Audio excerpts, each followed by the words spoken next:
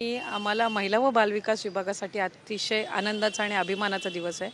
100 दिवसाचा जो उपक्रम आपल्या राज्याचे मुख्यमंत्री देवेंद्रजी फडणवीस साहेब यांनी हाती घेतला आणि याच्यातून एक उद्दिष्ट प्रत्येक विभागासमोर ठेवण्यात आलं आणि प्रत्येक विभागाने आपले आपले टार्गेट सेट केले आणि त्याच्यावर मुख्यमंत्री महोदयांचं, फडणवीस साहेबांचं, उपमुख्यमंत्री महोदयांचं म्हणजे शिंदे साहेबांचं आणि अजितदादांचं मार्गदर्शनही मिळालं.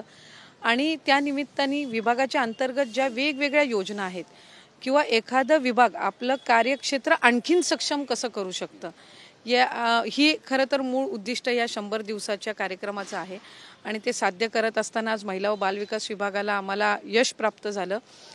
हे फक्त आम्हाला पुढचं काम अधिक चांगल्यापणे करण्यासाठी प्रेरणा देणारं आहे आणि म्हणजे आमच्यासाठी आता एक बेंचमार्क आम्ही सेट करून ठेवला आहे की याच्या पुढेच आपल्याला आणखीन जायचं आहे. 80%च्या पुढेच गुण मिळवायचे आहेत. त्यामुळे मी या निमित्ताने विभागाच्या ज्या माझ्या राज्यमंत्री आहेत मेघनाताई, त्याचबरोबर आमचे सचिव आहेत अनुपजी, विभागाचे आमचे दोन्ही विभागाचे आयुक्त, सर्व कर्मचारी, अंगणवाडी सेविका असतील, मदतनीस असतील, महिला बालविकासचे असतील, मी सगळ्यांचेच आभार मानेन आणि अभिनंदन करेन. मग नक्कीच पण 100 पैकी 80 गुण मिळाले, तुम्ही समाधानी आहात? आणखीन मी म्हटल्याप्रमाणे हा एक बेंचमार्क आता आमच्यासाठी आम्ही सेट केला आणि इथून पुढे आम्ही आणखीन चांगली उद्दिष्ट ठेवून अगदी शेवटच्या घटकापर्यंत आपला विभाग आणि आपलं सरकार कसं पोचेल याकडे आम्ही लक्ष केंद्रित करणार आहोत. महिला व बालविकास विभागाअंतर्गत जे काही उपक्रम अजून चांगल्या पद्धतीनं राबवता येतील तोही आम्ही प्रयत्न करू आणि 80 वरून अजून 90% आणि मग त्याच्यावरनं आणखीन मेरिटमध्ये कसं जाता येईल हाच आमचा प्रयत्न असणार आहे. बहीण योजना जी आहे ती हिट ठरली असं म्हणावं का? पण एकीकडे आपण म्हणतोय की लाडकी बहीण योजनेने इतकं चांगलं काम केलं, लोक आता वाट सुद्धा पाहत आहेत की पुढचा हप्ता कधी मिळेल. तुम्हीच सांगू शकता या सगळ्यांना की कधी हप्ता मिळेल.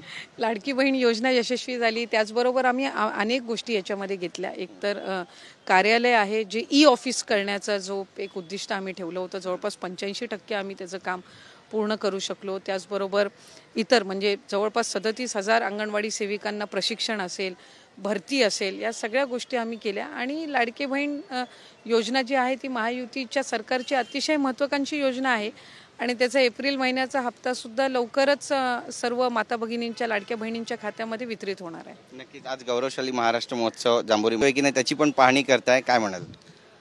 65 वर्ष आपल्या महाराष्ट्र राज्याला स्थापन होऊन झाले आणि 66व्या वर्षामध्ये आपण पदार्पण करत आहोत आणि खऱ्या अर्थानं आज जो गौरवशाली महाराष्ट्र आपण साजरा करत आहोत याच्यामध्ये अनेकांचे बलिदान गेलेले आहेत, अनेकांनी संघर्ष केलेला आहे आणि ही संपूर्ण जो इतिहास आहे महाराष्ट्र या भूमीचा हा लोकांपर्यंत पोचला पाहिजे.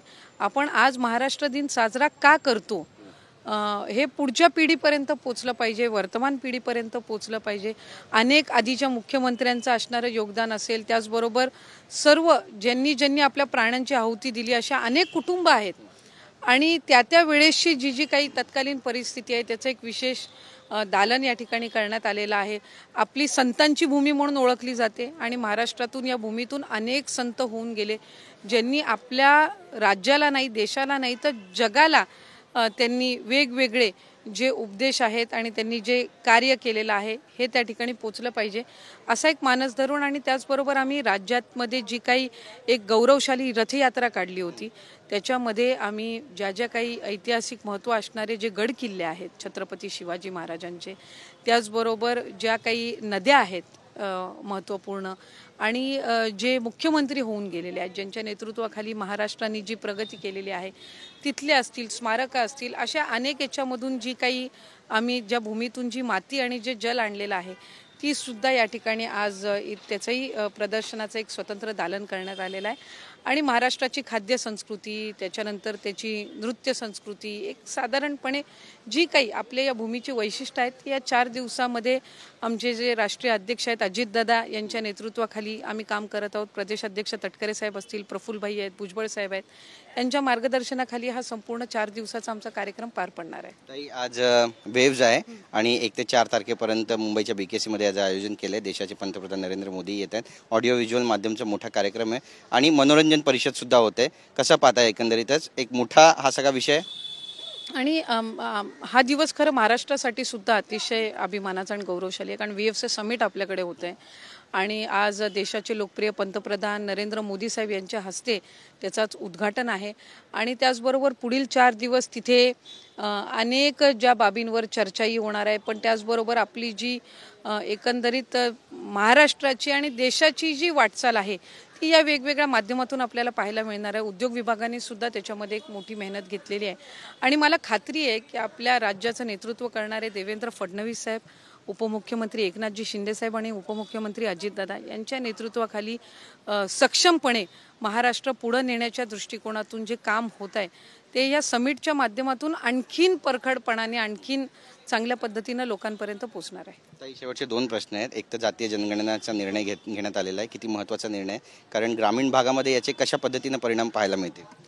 अनेक वर्षांपासूनची ही मागणी होती आणि राष्ट्रवादी काँग्रेस पक्ष म्हणून सुद्धा अनेक वेळेला या संदर्भातलं आमचे नेतृत्व अजितदादांनी सुद्धा वेळोवेळी मार्गदर्शन करत असताना किंवा शासनाला विनंती करत असताना जनगणना झाली पाहिजे, कारण वेगवेगळे विषय असतात, फक्त आरक्षणाचाच नव्हे तर पॉप्युलेशन सेन्सेस आणि त्याचबरोबर जातीनिहाय जनगणना ही एक अतिशय महत्त्वपूर्ण बाब आहे. आणि त्याच्यातून पुढच्या कालावधीमध्ये जो विकसित भारत आपण बघण्याचं जे काही आपलं उद्दिष्ट आहे किंवा स्वप्न आहे ती ही जनगणना झाल्यानंतर एक टार्गेट ओरिएंटेड काम हे पुढच्या कालावधीमध्ये राज्य शासन असेल किंवा केंद्र शासन असेल यांना करता येणार आहे.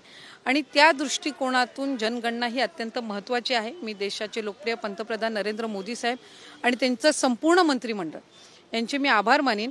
आम्ही ओबीसी घटक म्हणून सुद्धा अनेक वेळेला या संदर्भातली मागणी होत होती की जनगणना झाली पाहिजे जातीनिहाय किंवा एकंदरीत जनगणना झाल्यानंतर अनेक त्याचे सकारात्मक पडसाद हे आपल्याला पुढच्या कालावधीमध्ये पाहायला मिळणार आहे. तुम्ही रायगडवरून थेट मुंबईमध्ये दाखल झालाय, बरीच चर्चा आहे रायगड संदर्भातली आणि महायुतीमधले तर बऱ्याच नेत्यांनी तर आपली प्रतिक्रिया पण दिली की आम्ही रस्त्यावरची लढाई लढू.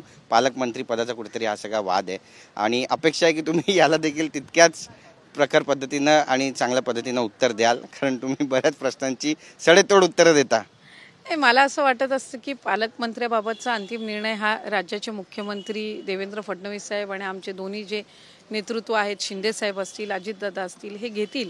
आणि महायुतीच्या सरकारमध्ये मंत्री म्हणून काम करण्याची संधी मिळणं हेच मी स्वतःला खरं तर भाग्यशाली समजते. मी 2 वेळा याच्यामध्ये काम केलं आहे. गेल्या वेळेला एकनाथ शिंदे साहेब मुख्यमंत्री असतानाही केले, आता फडणवीस साहेब मुख्यमंत्री आहेत त्याही वेळेला मला करण्याची संधी मिळते. आणि या सगळ्यातला पालकमंत्री पद हा एक घटक आहे, पण शेवटी मंत्री म्हणून आम्ही सगळेच काम करतो आणि जिल्ह्याला विकासात्मक दृष्टीने पुढे नेण्याचं उद्दिष्टच आमचं आहे. त्यामुळे ज्या वेळेला ते पद जाहीर व्हायचं त्यावेळेला ते होईल, पण त्याच्यामुळे काही काम किंवा जिल्ह्याचं विकासात्मक दृष्टीने कुठं मागं पडता कामा नये, ही जबाबदारी आमच्या सगळ्यांची आहे. आम्ही महायुती म्हणून खाली काय उदाहरण लोकांसमोर ठेवतो मला वाटते ते फार महत्त्वाचं आहे. म्हणून मी कुठेही या संदर्भातली कधी मला त्या संदर्भात काही नकारात्मक किंवा कोण व्हावं कोणाला द्यावं या संदर्भातला जो अधिकार आहे तो ज्येष्ठांचा आहे आणि तो ते देतील. मी माझं काम करणं, सकारात्मक पद्धतीनं करणं, लोकांनी ज्यासाठी मला निवडून दिलेलं आहे ती भूमिका बजावणं, यामध्ये मी जास्ती म्हणजे महत्त्व देणं मी योग्य समजते. एक शेवटचा प्रश्न आहे, शरद पवार साहेब आणि अजितदादा पुन्हा एकत्र येतील का? कारण बऱ्याच चर्चा सुरू झाल्यात आणि यावर रोहित पवार पण म्हणतात की आम्ही फॅमिली म्हणून एकत्र आहोत, राजकीय पटलावर जर एकत्र आलो तर त्याचं आम्ही स्वागतच करतो. सुनील शेळकेंनी पण म्हटलंय की दोघे एकत्र आले तर त्याचं स्वागत केलं जाईल. तुमची नेमकी प्रतिक्रिया या संदर्भातली काय असणार आहे? असं एक कुटुंब म्हणून आम्ही त्यांना खूप म्हणजे लहानपणापासून एकत्रितपणानेच पाहिलेलं आहे आणि निश्चितपणाने जसं काही इतर सहकाऱ्यांनी म्हटलं की बाबा त्यांचं कुटुंब जे आहे ते एकत्रितपणानेच राहिलं पाहिजे, कारण राजकारण आणि परिवार हे 2 वेगवेगळे विषय असतात. शेवटी राजकीय त्या दोघांनी आदरणीय पवारसाहेब असतील, आदरणीय अजितदादा असतील यांनी त्यांचे निर्णय हे घेतलेले आहेत. कार्यकर्ते म्हणून त्यावेळेला तत्कालीन परिस्थितीमध्ये आम्ही सुद्धा अनेक गोष्टींना सामोरं गेलो. शेवटी जे काही राज्याच्या हिताचं असेल तेच काम करत असताना दोन्ही पक्षप्रमुख करत असतात. त्याच्यामुळे आमच्या ज्येष्ठांचा तो निर्णय आहे. आम्ही सर्व कार्यकर्ते आहोत आणि चांगलं काम करणं, राष्ट्रवादी काँग्रेस पक्षाची विचारधारा ही टिकवून ठेवणं ही कार्यकर्ते म्हणून आमची ग्राउंड लेवलवरती पोहोचवणं ही आमची जबाबदारी आहे. जो निर्णय आमचे ज्येष्ठ आणि श्रेष्ठ घेतील तो हिताचाच